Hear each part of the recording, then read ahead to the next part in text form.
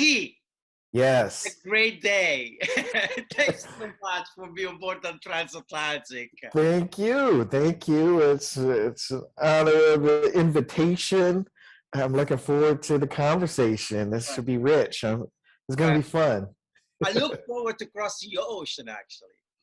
And we believe that everyone is an ocean. And let me tell you, I gotta be honest. I was very, very keen on crossing this ocean. Yes. So I would say, let's go through the 7 C's interview, and let's start with the first question, okay? Yes.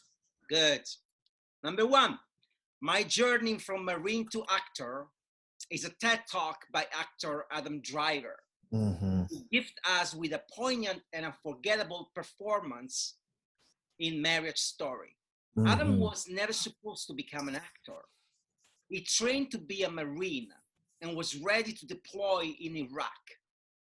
But his boats, while traveling his personal ocean, steered 360 degrees. Yeah. In fact, during a mountain bike trip, Adam broke his sternum and was released from duty. He never got to go to Iraq. He found himself completely lost, like a sailor in the open sea with no direction, no nautical map. Eventually, he auditioned at the Juilliard and successfully passed the audition, de facto entering a chapter of his life that he wasn't supposed to write. Now, have you ever found yourself throughout your career Mm-hmm. in the open sea with no map and suddenly a page of your personal book start writing itself? Look, probably a preamble to my answer on that is, as a kid, my pop was a newspaper reporter, a college professor, a TV reporter, radio news. And a byproduct of that is we moved around a lot in America. So, countless cities. I won't even rattle them off. And I got used to an early life of wandering, if you will. Every 2 years we'd move to a different place. And at a certain point I leaned into it. I looked forward to a new place, new cultures, new people, and I found a way to sort of adapt. And so sort of bringing that to your question, by all means, I feel like much of a theme of my career has been an innate ability to thrive in ambiguity. And in many ways, I look for that trait in others. And I feel being able to thrive in ambiguity is a vital trait for the times, by the way, because there's no roadmap for this kind of tumult and upset, and everything's unplanned. So you have to be able to pivot. So I think a theme of my career has been, trying to I'm an accident to advertising technically. I sort of went to school for film, kind of dabbled in film directing and producing, and someone casually introduced me to strategic planning in an ad agency and thought I'd be good at it. And I gave it a go, and I kind of started from the bottom of truly like ethnographies and going into homes and talking to people. I had a knack for that. And so a theme of, probably my earliest days in proper advertising was seeking to be trained in proper strategic planning, British accent planning. All the way from moderating focus groups to unpacking data. And from that point, I just found myself, in the early days of the digital disruption, this new thing called Twitter and Facebook and YouTube, and helping guide brands through that. Sort of departed from strategy proper into a digital track and became a chief digital officer, which is a bit more creative leaning. Felt I kind of reached a peak there, and it circled right back to strategy. So this digital transformation, pivoting into what I feel in a theme of my career now is a cultural transformation. This era of an increasingly diverse mass. I find myself sort of naturally raising my hand and leaning into, the unmapped. I find that interesting, exciting.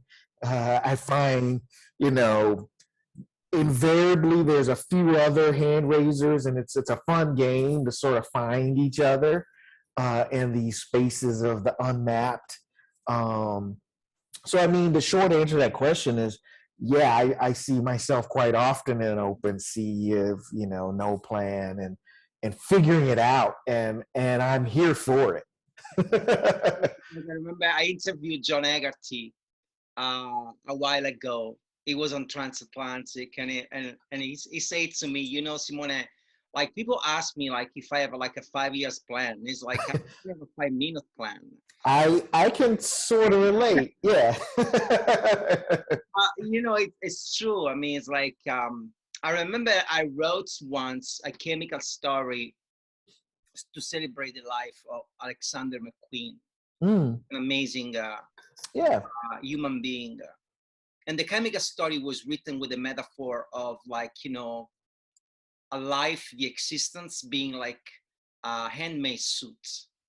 And actually a question to the audience. It says like, the day that you are born, before like coming out of your mom's womb, picture this. If someone come to you is a tailor and he show you like 2 different lives. And he show you like where it curves, where it bumps. Yeah. So you're like the defects, the flaws. Would you buy that? Or would you say, no, I'd rather dress myself as I go. Yeah. Like, so there is some kind of like fascination with the unknown. Yeah. At the same time, sometimes the unknown can be very like, striking and like, but yeah, I mean, I guess like, you can't have any plan, man. Like, yes. Any plan. And now more than ever, I mean, I feel like as soon as you think you have a plan, something just hits you from the side. And absolutely. I think the beyond resilience, I think the skill of our industry and the skill of a lifetime is the ability to sort of morph and adapt. And I think that's going to be a key ingredient to our industry is, can it adapt? And I think it largely does. May not adapt as soon or as ahead, as proactively as perhaps, might be desired in some of our past. But I think adaptation is going to be a key ingredient for success in the future. Good. Second question. Now, I don't know if you know, but Mars rotates one every 24 hours. And it's tilted on its axis as Earth, which means that Mars has seasons and also a polarized caps, and there's evidence of running water on its surface. More likely, it is the place where we all could move once leaving Earth. Yeah. Now, there is a chance we could terraform Mars. I love this verb, to terraform, to make Mars look like Earth. But here's the catch. Yeah. If you have the power of geoengineering Mars into Earth, then you have the power Agree. to geoengineer Earth right. into Earth. Yeah. So what would you choose? Going like to Mars or geoengineer Earth back into Earth? Yeah, that's a clever question. I tend to lean towards innovation generally. My model of innovation doesn't always mean throw out the past, but I find sort of, solving new problems helps you with old problems. And I think that's been a truth of, even with your space exploration metaphor of, the microwave and GPS was evolved from a chase to get there to the moon, right? I don't know. I mean, the explicit to the question is, in some ways, I'm an and kind of person as well. So, I feel there's benefit to both initiatives and both being close and sharing. I feel, Better Earth versus New Mars, can it be and? But not to, silo either. I think that's a metaphor for what we're doing every day as well, is how do you keep close tabs and leverage that knowledge and exploit that, those gifts from the innovation side to bring the other side forward. It's funny because Yeah. when I wrote this question, I'm obsessed with, universe and space and the ways described by some scientists. Yeah. But I do believe that humankind as a major real estate issue. Yeah.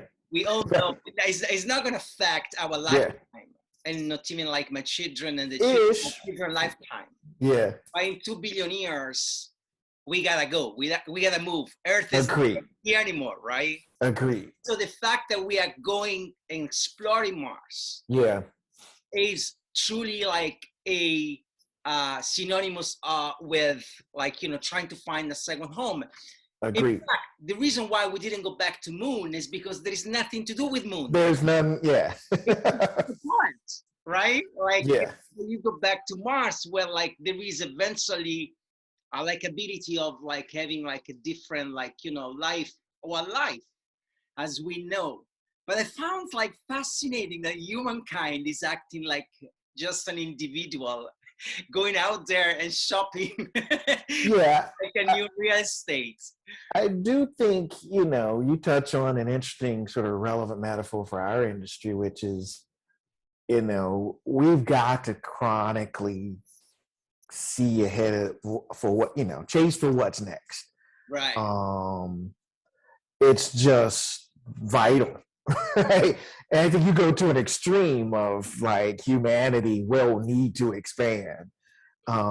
It's what we do, and there's only so much land and real estate, as you call it, right? And so that's why I feel it's and even with your metaphor around the moon, that chase to the moon, and maybe it's not fully determined that there's nothing left to go back for. If nothing else, it's the stepping stone towards the next. And if you can't do that, you can't get to there. Right. But again, that chase, I think we forget how much riches, resulted from that we're benefiting and leveraging from every day, whether it's our phone to, everything we're leveraging sort of resulted out of that chase. So definitely. It's a stepping stone. Chasing what's next adds value, to the now. I agree. So that's why I can't possibly pick Better Earth or New Mars. It's both. Good. Third question. Now there is a quote from Erykah Badu. Track with me since the first time I read it. And it goes like this. She say, I think a lot of people have lost respect for the individual. Yeah. The individual, the person who doesn't conform. Yeah. Now, I found this quote to be particularly truthful when it comes to advertising. Mm-hmm. Our industry tends to homogenize individuals. Yeah. See, I happen to believe that the person who doesn't conform is like an ocean that can be drawn on a map. Mm-hmm. Now, if you want to truly understand this person, you have to use your instinct and toss the maps away. Now, do you think that this industry, obsessed with labeling and boxing people, giving us space to individuals? And if so, if it doesn't give enough space, what can we do to allow these individuals to thrive, not to be squashed in such a business? Mm-hmm. Mm-hmm. For me, I think a parallel theme in my career in some ways, I've almost been a bit of a patron saint of misfits. I am a misfit to this industry. Uh, I value the role of, the spanner in the works to sort of challenge us, to sort of look at things differently. I think a theme of our industry now and going forward is this challenge of an increasingly diverse mass, diversity in all its ways. One in five Gen Z identify as LGBTQIX, IA. Certainly in America, the census and demographic shifts of, browning of America, as it's colloquially been called. 25% of America is some form of disability. This kind of mass diversity will become a challenge of our age. And it goes to the core, I think, of your question, which is an ability culturally, but certainly in our industry, to be able to celebrate and promote difference. I think a shift behind this sort of mass diversity is, there was a time, certainly in America, where one chose to assimilate. We chose homogeneity. We practice that as a strategic field, right?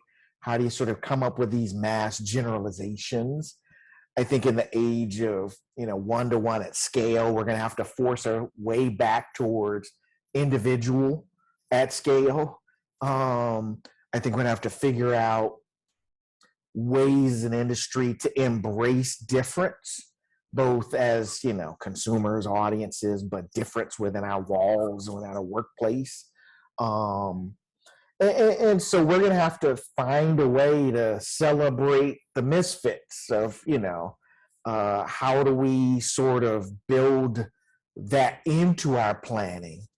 And for me, as a head of a strategic force at an ad agency, it's less a, chase for doing good or morality in and of itself as it is, I strive for a department that looks like the markets we want to connect with, right? So having diversity of thought and experience and background and point of view and perspective is business, good business. Because to me, the eternal struggle is we live in our industry, and because we are talking about like the advertising business, we live in a infinite, catch-22. Yeah. It almost like remind me of the David Foster Wallace infinite jest. It's an infinite jest because strategically, as you say, you are forced to homogenize and label, right? Like you label generation X, generation Z. Yeah. Next one, generation Alpha. Yeah. We label everything. We label audience. We label targets. Everything. We use homogenization as units of measurements. Yeah. So we do that to ourselves, to our thinking. So how can we even expect to deviate for that thinking and trying to think different? I happen to believe that even though on paper think different works wonderfully, there are very, very, very few places where you really can see that the different is applied to the thinking. So it's a challenge. It's a true challenge, and as I say, it's the industry is built to homogenize. It's not built to differentiate. It's not built to elevate the individual, and that's what Erica Badu, at least my interpretation of her words, are. Anyway, I could talk about forever about this, but let's go on to the fourth question. Indeed. 57 Great Jones Street. That is the address of the place where Jean-Michel Basquiat lived and worked until he overdosed at the age of 27. I used to pass by that place all the time. Interesting. Yeah. It's actually, it was around it's around the corner from the old office of Droga 5. Mm. In the days of the Civil War, the building was a horse stable and then renovated into a dance hall and a saloon in the early 900s, which was frequented by Italian mob. Then in 905, one gangster slipped and fell on a bullet inside the building and lived for just a few days before someone else shot him. So man, this place was a fucking crazy place. Indeed. It's a place where many ocean cross, intersect, many lives. Mm-hmm. Now, some say that the longer you stay in a place, the more you become the place. Mm-hmm. Which means that the place that surrounds you not only embrace you within its walls, but affects the way you think. Has it ever happened in your career that you were physically in a place that affected the way you thought as a strategic person? Yeah. And then as you change place, your thinking changed, and you start having different thinking, different ideas in a different place. Indeed. I mean, for me, again, I grew up very much a place wanderer. I today kind of still lean into that a bit. I will definitely agree that the place can infect you in good ways and bad ways, but in all ways. In my career specifically, I've had a couple tours of duty, if you will, in New York City, Minneapolis, and Chicago now. I think every time I've picked some of the places, some might have found it a bit like Minneapolis, that's a confusing one, or even Chicago. Definitely, where you are can infect sort of how you think. I think there's no doubt New York is one of those kinds of rich environments that, I think when I went back on my second tour of duty in New York, I kind of purposefully picked, that agency. It was on Madison Avenue.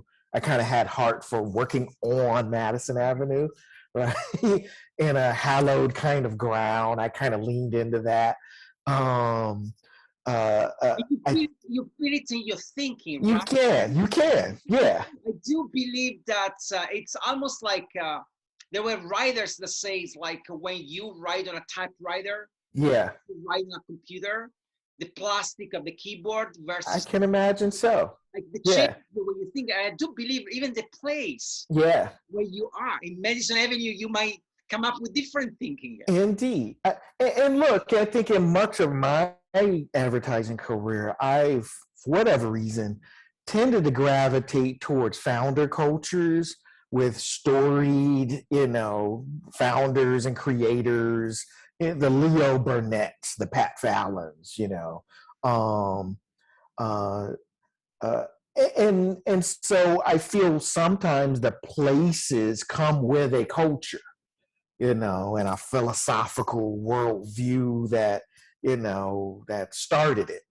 And I've just leaned into that as well. I think you go to TBWA. I worked there for disruption, right? And that's a point of view that you just sort of let kind of inject that into your veins. Similarly, I think there is. I probably in New York. And in these times, I think people have short careers at places. You do 2-3 years and you jump to the next spot. I probably have done more 5 to 7 year spans, which might be unusual. Certainly in a place like Leo, there can be people with longer careers, but I think that's a bit more unusual in New York and LA. But I think there is a natural sort of instinct that I have for let's, roll the roulette wheel and Yeah. try another. When I wrote this question, like I actually thought of the words I always say to young students, or those that they start in advertising. I always say is like, you find yourself in the wrong place, just Yeah. get away as soon as Yeah. possible if you Yeah. can, if you have the Yeah. luxury. Yeah. Because you might realize that you become that place after Yeah. a little while. Agreed. If it's a place of mediocrity, your thinking will be mediocre. Agreed. I would agree with So, this. like, I think that's instead, if you are in a place where there is an energy and there is like truly an element of creativity, you Yeah. absorb the element is going to make you better. It's like, Indeed. everything in life, right? Like, and this is like something that's the history of art taught us. I mean, it wasn't by chance that Andy Warhol created like Factory, right? Yeah. Yeah. Like, there was, the Vivian Westwood had like a store in London called Saks in Yeah. Road, where pretty much like the early days of punk developed. Yeah. You know what I mean? Like, so there are places in history, physical places that define our thinking. Yeah. And so, yeah, that's my advice for those who enter advertising. You're in the wrong place, get the fuck out of there. Yeah. And I have advice, I think, for leaders at places. And I think a challenge of the age will be creating a place that can be anchored in history, anchored in a point of view, but still feels dynamic and not frozen, right? Or static. And, I think a truth of, these generations is they want to move, they want to try things. Right. So you're going to have to give people mobility, and it doesn't always have the upward mobility, but how do you play a little bit on the shoe brand, a little bit on the grocery brand, a little bit on the media brand? And how do you sort of think differently about strategy? We're in an era where there's multiple flavors of strategist. Right. Back in my day, there was a one thing called a strategist, and now you got the social one and the experience strategist and the digital strategist and the, and the data, analyst. And how do you sort of let people sample, and mix together? And so creating this sort of fluid, stream is now the job of, agency leaders at places to keep your place vibrant. Good, man. Fifth question. Mm. I like the way Neil deGrasse Tyson talks about universe. I can listen to the man forever. Like, his metaphors are straight to the point and he never misses a beat. Now, I remember he once say that claiming that there is no other life in the universe is like scooping up some water from the ocean and looking at the cap and claiming that there are no whales. Yet there are some among us who are convinced that humans are the only living form in the universe.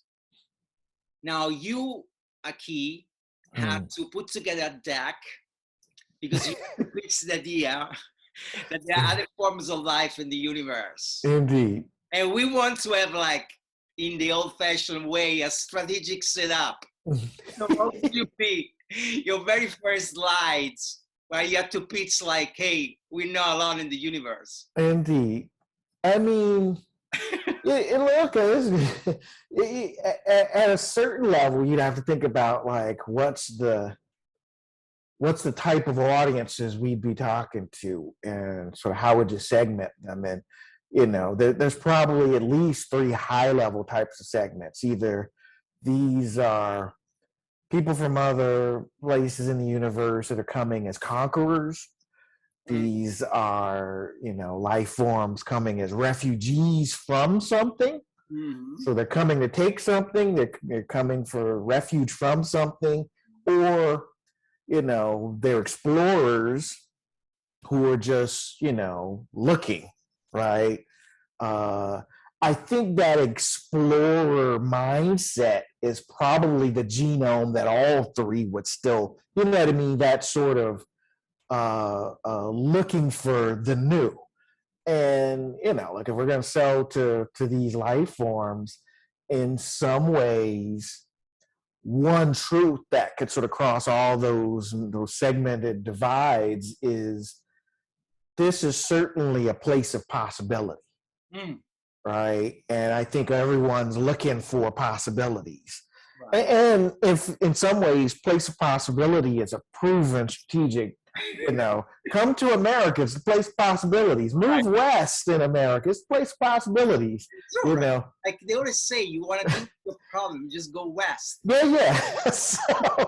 So you know, the arc of our history is generally trended towards the positive in those possibilities. So I probably sell those positive possibilities. And I love your thinking.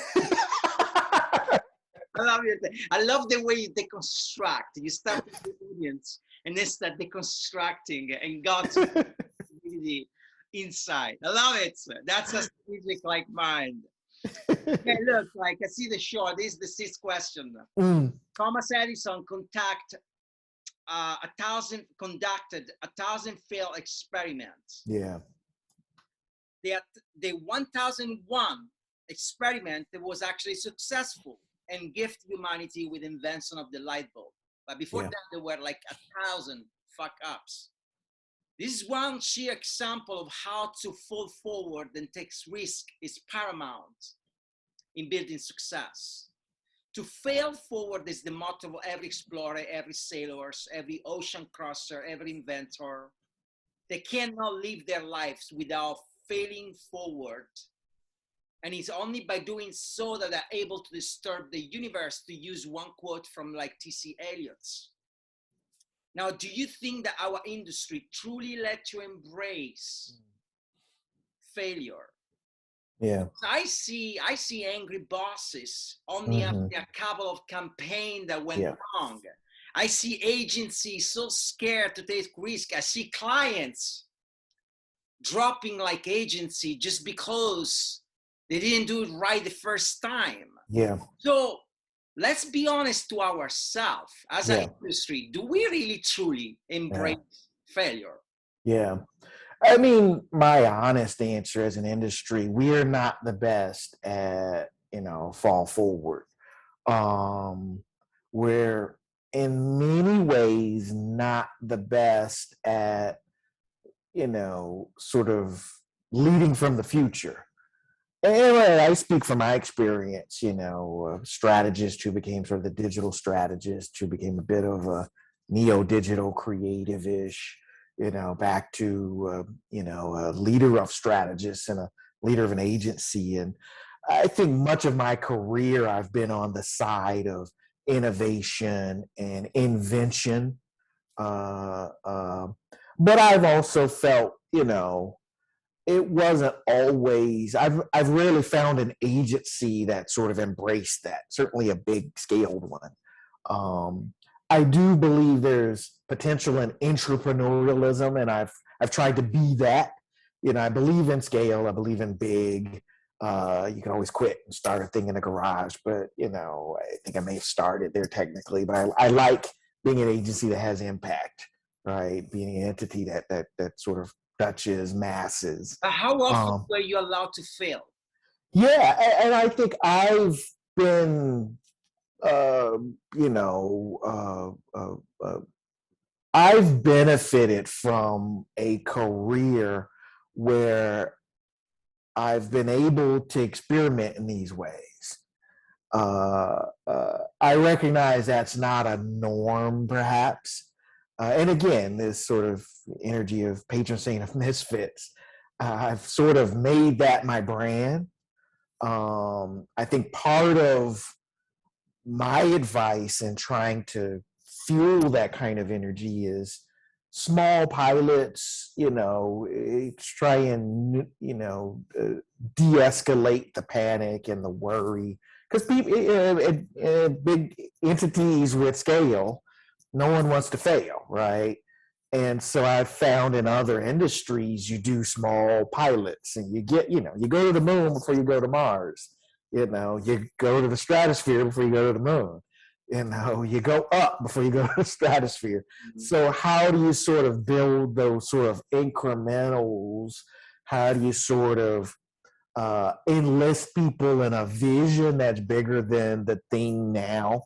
Right. How Because do you maybe make it the way, small? yeah, Yeah, it's incremental, and maybe yeah, the idea is like to have incremental failure, yeah, where actually, like the addition of incremental failure, one after the other, eventually is gonna get you to a winning position, yeah, right?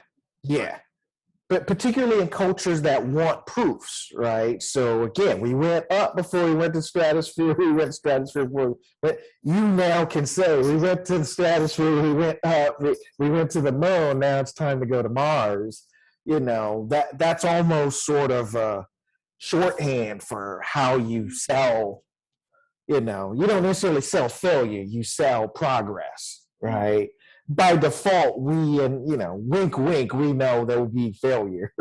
There'll be some explosions on the launch pad. It sounds a bit Machiavellian, but you probably don't sell that. You sell, the steps towards progress. And I think probably another piece of advice in this is setting vision. I think explorers, innovators writ large, can sort of paint a picture of what's next and where we're going. And if you can draw that picture of where we're going, then you can then map out the steps. Right.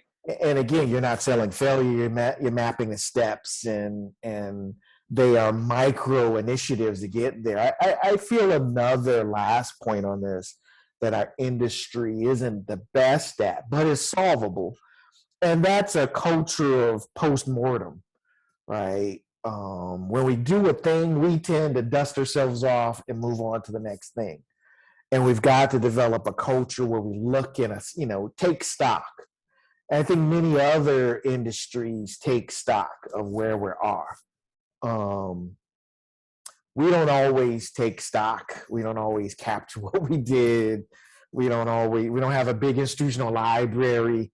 There are pockets of it, but it's not our industry culture, for better or for worse.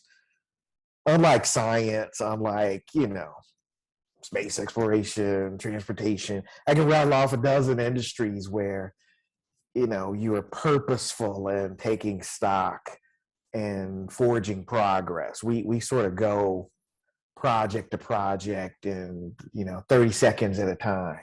This is a great, you landed on a great point, because I think that's this attitude of dusting off and move on. Yeah, It gets you only like that far, and it gets yeah, you to leave your professional life project by project. yeah, I mean, it's like, as an industry, we don't take stock. yeah, We don't. Um, I don't know. I mean, I don't have this solution. I can only observe yeah, this behavior. And I do think that one of the reasons why we probably find easier to dust it off and move on is because of the time. We're always in a time crunch. we're always in a time crunch. Yeah, Timing's rule everything, because yeah, time is money, money rule everything. yeah, And I think it takes an enormous amount of bravery and guts in this industry to take a break, yeah. slow I down, agree. I say, agree. okay, you know what, let's try to really analyze. Let's start taking stock and taking Yeah, shot of what we did. So anyway, it's a long conversation, but I mean, indeed. you landed on a great point, man. And this is the last question that we ask to all our guests. That's it. If you were to, if there was a wind that blow your sail, Yeah, if you had to name it, so what would the name of the wind be? yeah. I mean, not to upcycle, but this notion of possibilities, I think, still sort of drives me. Mm-hmm. I'm curious by nature. I am open in terms of what the results will be, A or B. I'm into A/B testing. So this notion of winds of possibility sort of blowing my sails. I love it. Possibility is a great word. Possibility is a great word. But it's very interesting to see how your mind works, because you go into like these very romantic, very romantic concepts like possibility. Yeah. Then you pair it up with a very scientific, like A/B testing, right? like a duality that lives within you of like the romantic person, the misfit, Yeah. and always like some kind of statistic of like comes in place. Anyway, look, Aki, thank you so much for being work. Thank you. You were awesome, and I wish you all the best to your career. This has been awesome. I appreciate the invitation. This has been fun. Yes. Thank you. Bye bye. All right.